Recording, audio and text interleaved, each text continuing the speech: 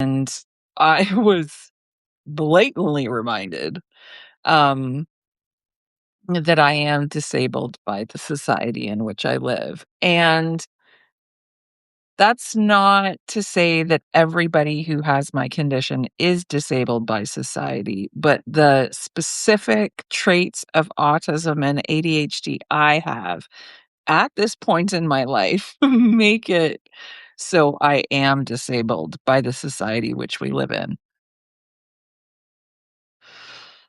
What does that mean? It means I decided to go out with a friend this weekend, and I decided to do that 2 days in a row. And when I'm at home in my happy place, in the space that I have made exactly the way I need it, I'm fine.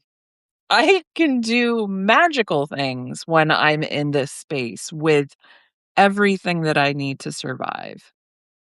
It's when I go out into the world where everybody else lives with the noise and the overwhelm and the just constant disruptions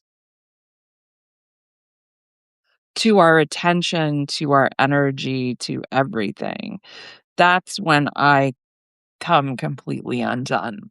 And even when I worked as a teacher, as a photographer, and as a medium, I had created a life for myself that worked, that wasn't this constant stress, wasn't constantly overwhelmed. I had created a map for myself to make my life much easier. And now I think I notice the extreme so much because I do limit my time in the city and I do limit my time in society. And I know for everybody that's not a choice you can make, but it is a choice I can make because at this point in my life, I don't wanna say I'm semi-retired, but I am semi-retired because of the way my body reacts. So, I had 2 days visiting with a friend, 1 day here, but I didn't consume as much cannabis as I usually do because I just you're in the middle of conversation. I can't roll. I should have prepared. Like, now I'm looking at visiting with friends completely different, and I'm like, "Okay, I have to prepare my life." So, like, now I'm gonna have a little list of things that I should do if somebody's coming to visit me for the day, so I can be prepared. But when you get a diagnosis like I did, and then when you I think I'm 3 years in, and I'm just getting comfortable with all of the pieces and how they affect me. I still and I know I talk about this a lot, I still don't feel good about smoking weed for my medicine because of messages I have been told my entire life and still get continued to be told all the time about cannabis use. Um And as an autistic individual, it's really hard to change that thought in my brain. For me to be able to change my mind or change a belief, I have to have all the logical information. And that's just my brain. Everybody's brain works differently. But for me to be able to make a big change, it takes a really long time for me to do that. And I've learned how to do that. But it can be very overwhelming when things outside of my control are changed really quickly, or I make a decision even though I really wanna do those things, we made the decision for it to go from 1 day visiting with Chrisanne and I to 2 days visiting, and I knew, like, as soon as I said they're like, "Yeah, come back tomorrow." I was like, "Oh, Sunday, my body." And, my friend was like, "Oh, that's I don't want you to be in pain though, to like," and I'm like, "It's not you. It's not it's just my body won't be compensated in the ways like I take naps. I go for little, sensory breaks and I go out into the woods and I smoke my cannabis and do the thing that I need to do to make my day go the way I need it to go. But when I come out of this little perfect bubble, my life does get really kind of frustratingly hard. And then if I, like on the weekend, I went off the rails and had a little bit of a meltdown because it was just too much. And it's okay. It all needed to happen and it all worked out. But it's really hard on my body, like, I don't know if you like, I've been sleeping, but when I wake up, I feel like I'm not sleeping, which means I'm doing way too much in my sleep, which means I'm not resting. So and then today, I can't keep a thought in my head, like, I used my brain too much on the weekend, so now I'm like but I also don't wanna say too much, like, I loved all of those conversations, and oh my god, we made so many connections, and there was so much magic happening, and I can't wait to, like, tell some of the stories. Um, but also my brain is so tired, and even though I loved all of it, the exhaustion that it creates in my body afterwards is like, sometimes you do think to yourself, "Is it worth it?" And, like, I've been talking about traveling again, and I travel lights me up. It is one of my sparks, and I have missed it, and I do need to start traveling again. But, like, my whole like, even now, I can feel the back of my thighs clenching tight because so many questions enter my head. Well, I don't have my passport, and they just made it so British citizens have to travel on a British passport into England, so now I just went and looked at that. It's $300 for me to get my passport. Yay! What else? I have no idea how long that's gonna take, and then, you know, right now, as I sit to help my body, and I'm not saying I wanna do this forever or this is what I'll need forever, and see, like, this is the other thing, my body just may need cannabis for the rest of its life. I don't know. I think my endocannabinoid system is so fucked up, I have to, like, reset it or it's not happy. And, my body can't relax a lot on its own, and I do have the one with it's not chronic, and I always say I wanna say chronic PTSD, but it's not, it's another word. Maybe it is chronic. Maybe that is the right word. Anyway, but this is what I'm saying, like, on days like this, I've had, had 2, 3 really intense days of thinking, feeling. Now for the next 3 days, I'm on day 2, I'm feeling yesterday, I couldn't even move. I could just take my kid to school and come home and then just I think I did a video yesterday, which was also probably a bad idea. But I'm learning, and I want other people to realize that this isn't something that you just go, "Oh, I'm diagnosed," and then you pick it all up and everything's good. It's not that at all. It's actually the complete opposite. You go in these waves of like, "Oh, yeah, I've got it all figured out," and then, like, you push yourself a little bit hard like I did, and then you come completely crashing down. And that is going to happen no matter what, because there is always going to be the unexpected. Like, one of the things that I always kinda think to myself, "Oh, do I want surprise?" Like, a surprise would be nice, but then I think my whole nervous system would probably go into shock if somebody surprised me because it would just be so many unknowns and my little brain would probably just explode.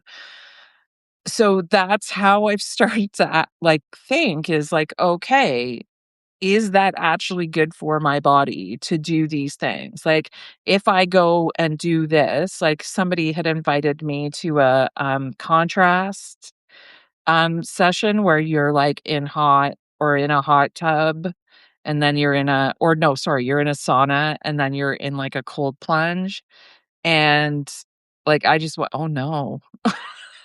Oh, no." Like, I know my body will just, like, go into fight or flight, and probably if I had done that, I maybe not have been able to handle the last couple of days.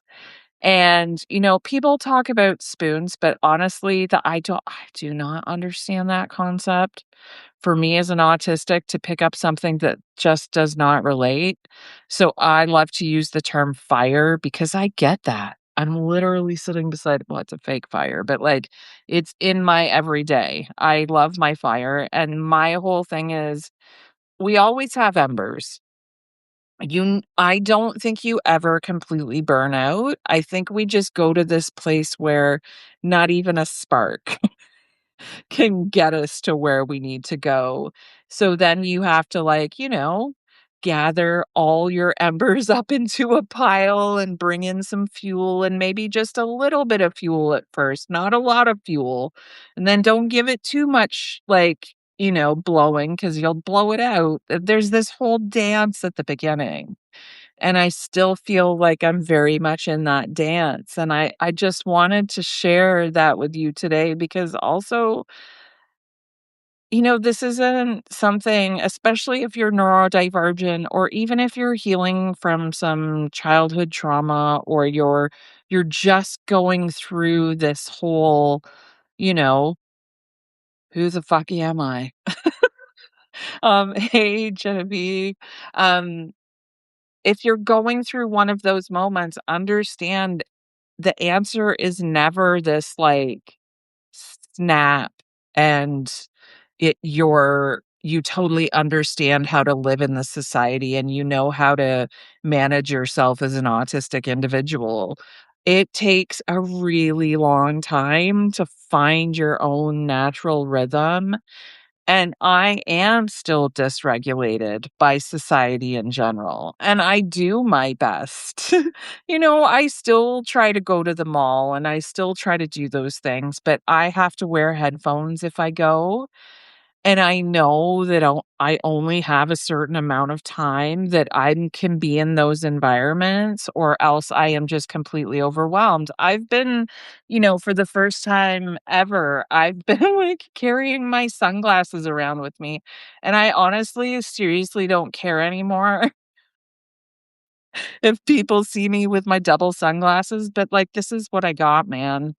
Like, I'm just the old crazy lady that's driving down the road in her double sunglasses because she's overstimulated, and it's not about looking cool, it's about, like, keeping myself regulated.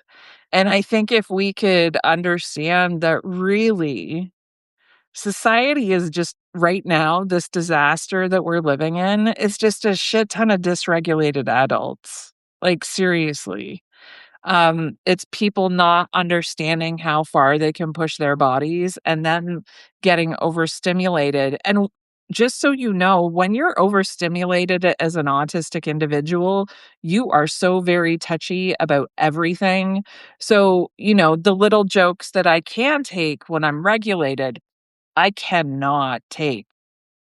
I keep getting these little, like, I don't know if anybody else is the same, and it's not my lip ring, but I keep getting, like, and I know it's dry skin, my lips are shedding, but this gunky buildup, and I friggin' hate it. Like, ooh, it's so overstimulating.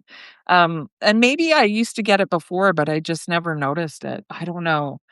But it has been a rough couple of days energetically. The Schumann is spiking. There's a bunch of earthquakes happening. There was one that hit in Italy, and I think it was a 6, which is pretty significant, I think. And there's been a whole bunch of mini eruptions around, this one particular place. So something's coming, something's rumbling, and I can feel it in my body because I feel on edge. So I'm trying to take care of myself in ways that I know work for me. Lots of like sitting in silence. I'm not listening to a lot. For me, a weighted blanket really helps me.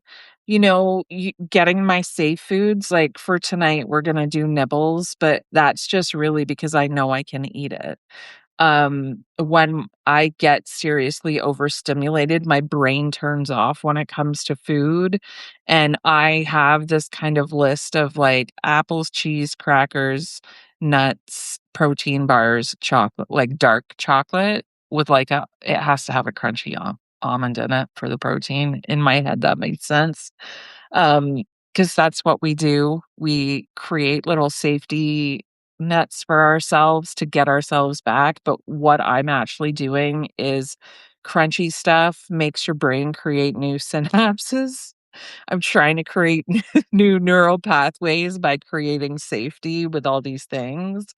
And I'm not consciously doing that. I think that's the one thing that we do have to realize.